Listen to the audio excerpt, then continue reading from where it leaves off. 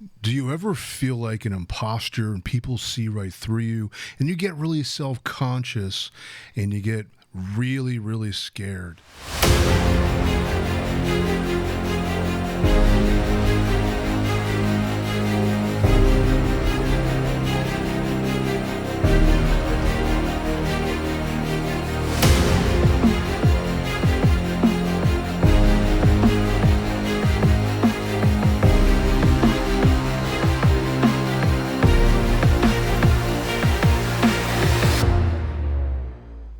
This is Dr. Spencer Coaches. Today I'm going to talk to you about imposter syndrome because this is a phenomenon many successful people experience.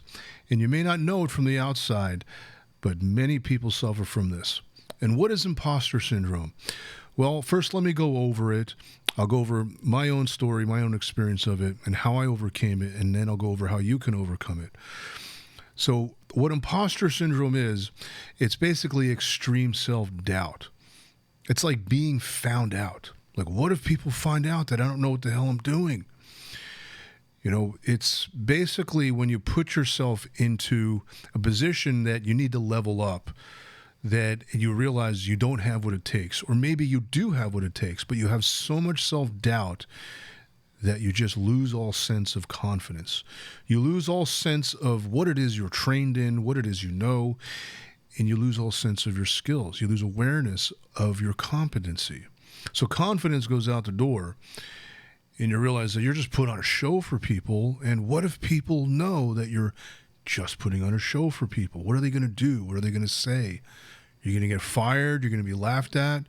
You're going to get dumped. It happens. Imposter syndrome can be so detrimental that it can ruin your relationship, because it creates a very insecure character. And when you're not very confident in your expression and the way you conduct yourself, people lose faith in you, especially if you're in a leadership position. Now, you can find yourself, it's like standing on stage and everybody's looking at you, and suddenly you don't know what to say. It's like stage fright. You feel exposed. And that exposure is like, oh no, what if they find out my deepest, darkest secrets? You know, that self-conscious way of being. It's really an extreme form of insecurity. Now, nothing wrong with being insecure. I mean, we all are to some degree insecure. We can't know everything all the time. We can't know what's going to happen next. And if we did, life would be quite boring if everything was predictable. There's always an unknown factor to experience, to time as we move forward. And that's what makes life interesting, is not knowing what's around the next corner. In other words, not knowing what's going to happen when. It gives a sense of spontaneity, a sense of excitement. And that in itself can be thrilling.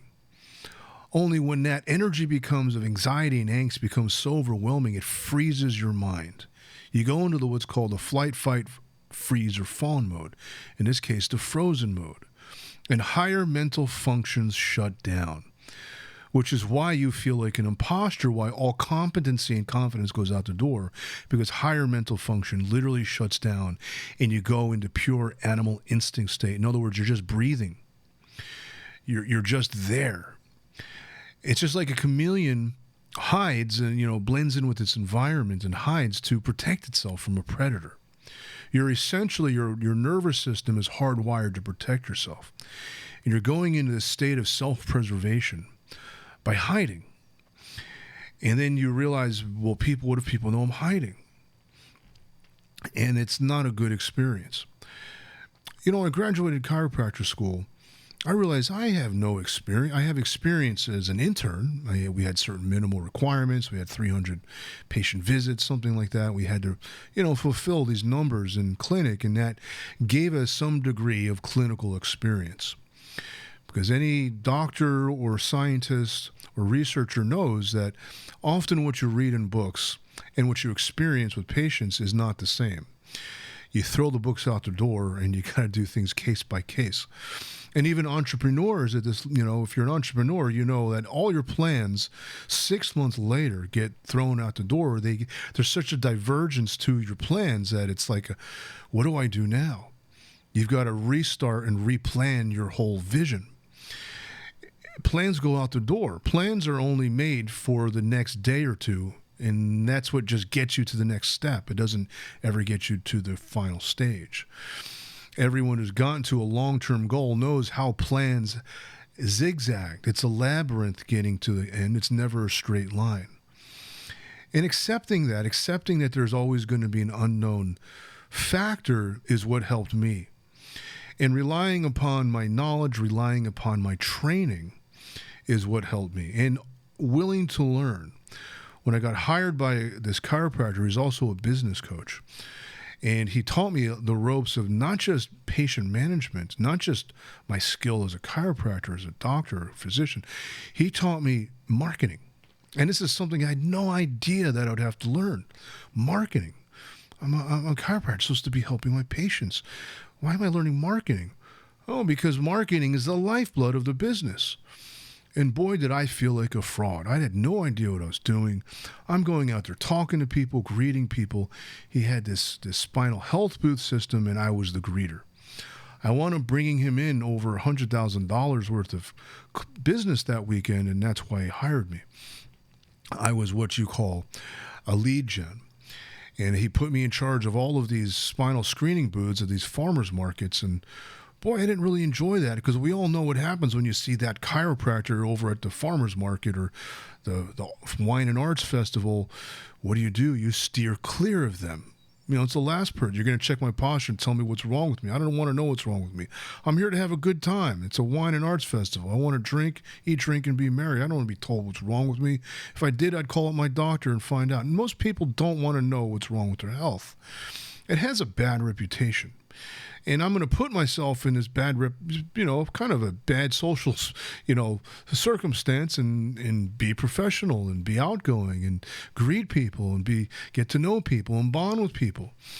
And I've had some experience in sales and growing up and selling snowboards, selling skateboards, selling skis. I even did a little bit of, door-to-door sales with Kirby vacuums. I have, a lot of retail experience and customer service experience, but this was different because you're selling a product, not a service. As far as I sold lattes, I sold cappuccinos, I sold chicken sandwiches, but they sell themselves. The only thing I got to do is take their order. This is different. You have to really, really, really, it's like going out and picking up girls. You got to get their number. It can be nerve-wracking. But after doing it over and over and over and over, I got comfortable. I got really comfortable, and I knew what to say and what not to say through experience. I learned through trial and error. And with the coaching of Dr. Hans, he really almost held my hand in what to say and what not to say and how to conduct myself and how to be. It was very, very helpful. In fact, that was what inspired me to want to become a coach, because it helped my life and my practice and my business out, and me as a person. It helped me grow as a person so much that without him, I don't think I would be where I am today. So, got to thank Dr. Hans. So getting back to, this imposter syndrome is the idea of fake it till you make it. That's what you got to do. You got to fake it till you make it. Because when you put on a show, nobody knows. Nobody knows what you're thinking. Nobody knows your skill level. They just want to know, they have an impression of how you interact with them. And to me, that was greeting. I was actually cold calling people, cold approaching people and being the expert. I don't have all of these decades. Well, at that time, I didn't have decades of experience. Now I do. But you get the idea. The beginner's mind is a great place to start, because in the beginner's mind, anything is possible.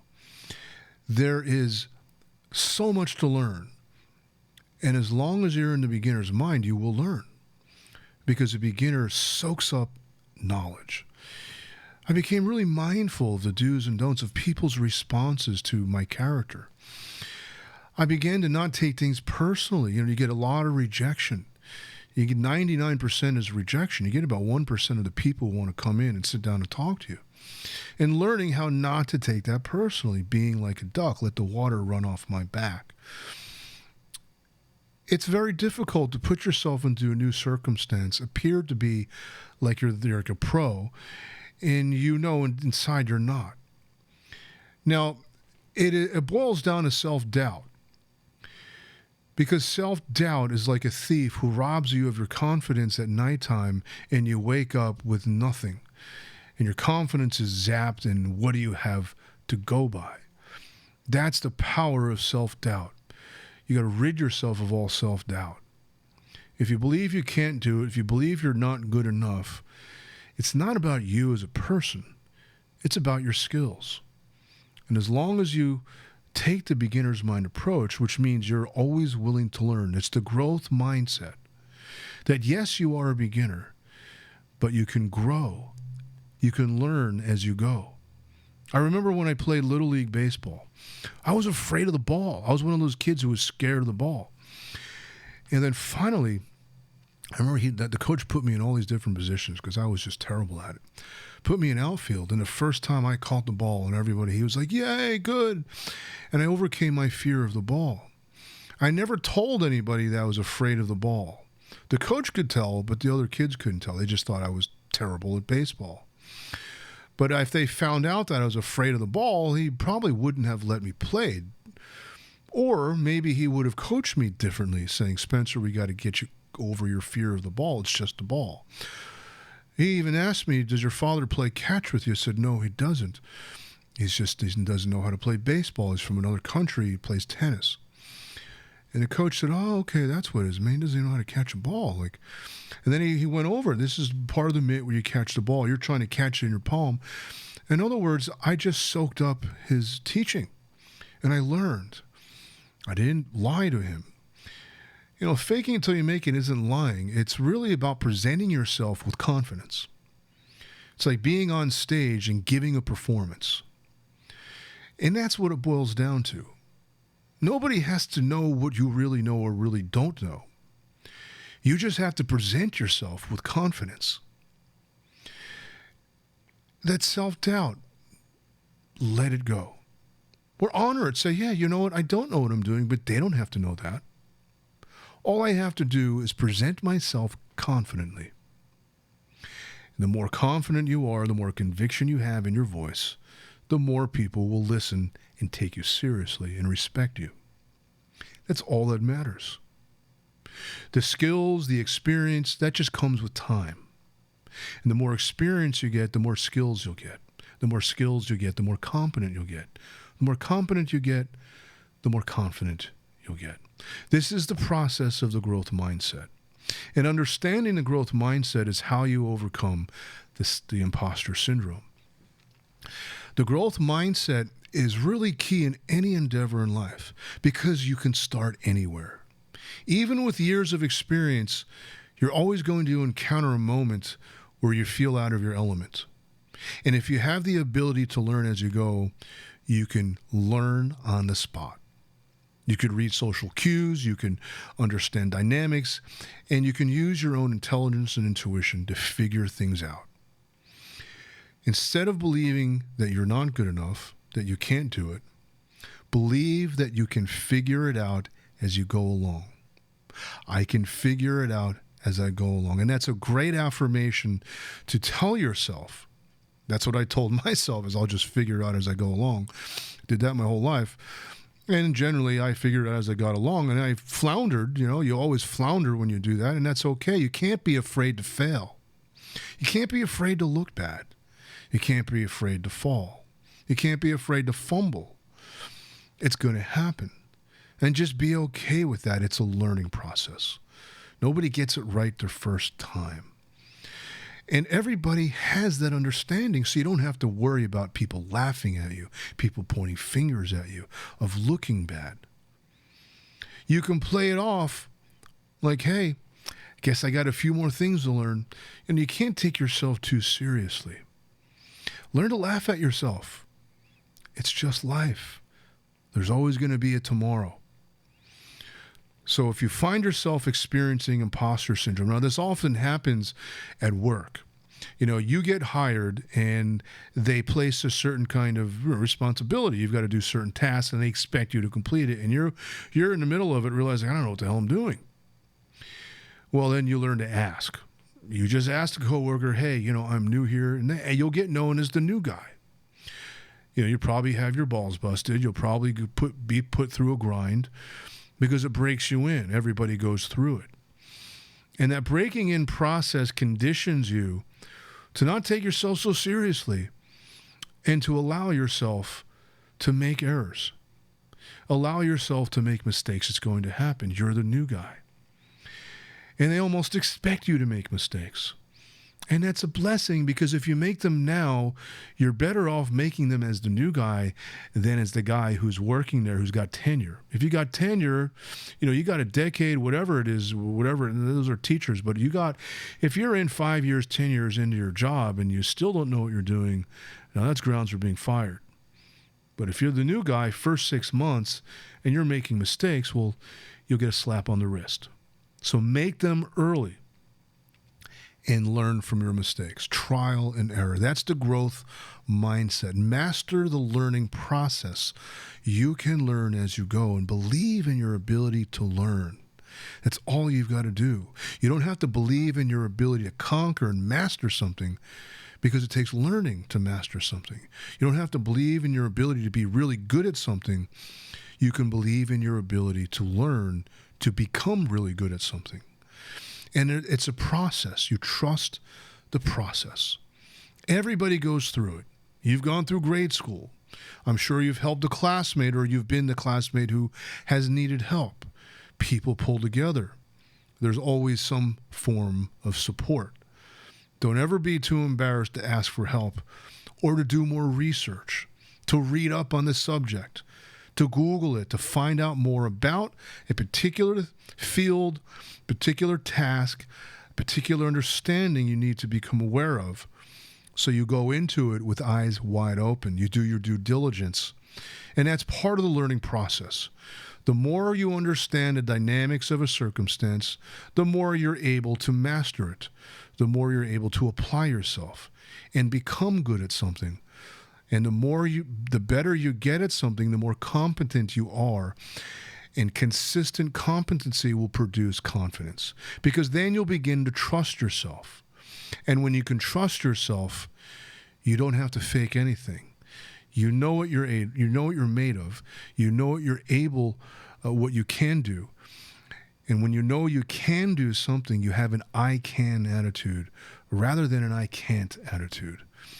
And that's the essence of positive thinking, is I can, I am, I will. And when you believe you can, you believe you are, and you believe you will, then it produces an unshakable confidence where that imposter syndrome never creeps in.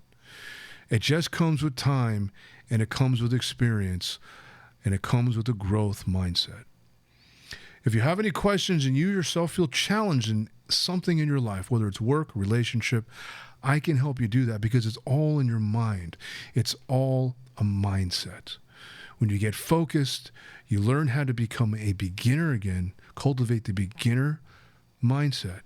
You can keep learning and keep learning and keep learning. You can actually learn new tricks even though you're an old dog. It's never too late to learn. This is Dr. Spencer Coaches. I sure hope that helps. Don't forget to like, share, and subscribe.